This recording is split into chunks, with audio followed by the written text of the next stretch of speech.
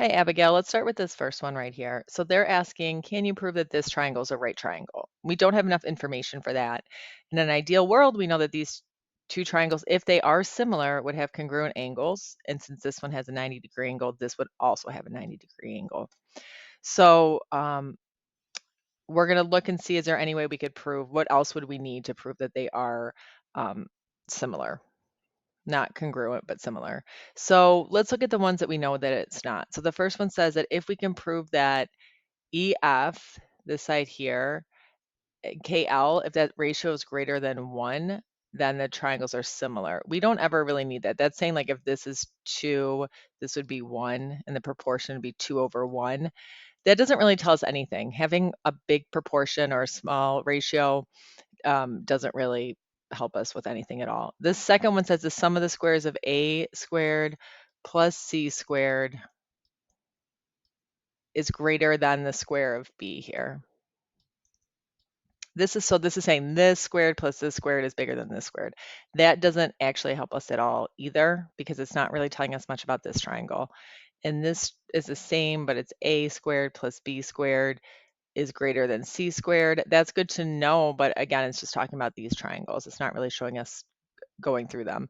Now this saying, if we could use the Pythagorean theorem to prove that this side is equal to this side, then that would show they're right triangles because the Pythagorean theorem is a squared plus b squared equals c squared.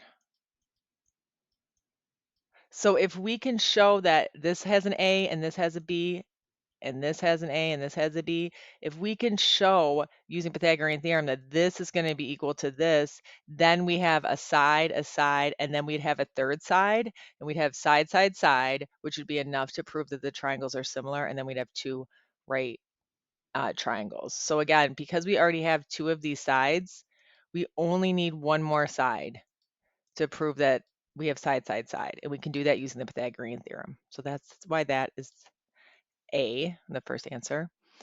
This one here is asking,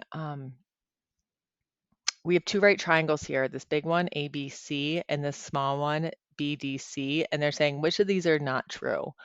So if we look at the first one, it's saying this big triangle here is similar to this BDC, triangle BDC, okay? If that's true, we know we have a right angle right here and a right angle right here. Those two angles should be similar. Now my first step says angle ABC, this one right here, is congruent to angle BCD, this angle. Now that's not true. We know that this angle should be congruent to this one, not this one. That one's not 90 degrees.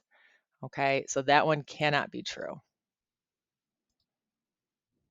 And then let's just take a look at this one too.